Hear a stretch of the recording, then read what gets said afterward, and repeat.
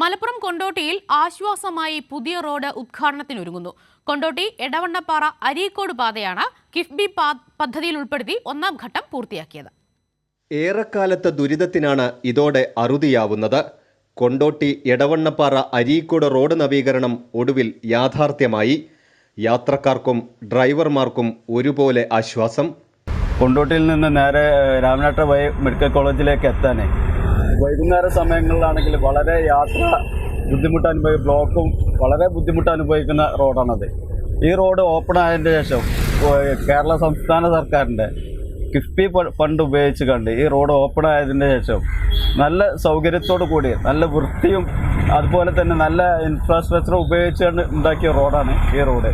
രോഗികളായിട്ട് പോകുമ്പോഴും അല്ലാത്ത യാത്രാ സൗകര്യം മുക്കം മറ്റു ഭാഗങ്ങളിലേക്ക് പോകുവാനും അതുപോലെ KMCT മെഡിക്കൽ കോളേജിലേക്ക് പോകാനും ഏറ്റവും സുഖപ്രദമായിട്ടുള്ള റോഡാണ് ഈ റോഡ്.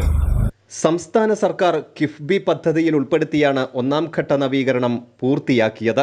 19.5 കിലോമീറ്റർ നീളവും 13.6 മീറ്റർ വീതിയും ഈ റോഡിനുണ്ട്. 69 കോടി രൂപ ചെലവഴിച്ചാണ് BM&BC ചെയ്തത്. ആഘോഷമാക്കി ഉദ്ഘാടനത്തിനൊരുങ്ങുകയാണ് നാട്ടുകാർ. കൈരളി ന്യൂസ്, മലപ്പുറം.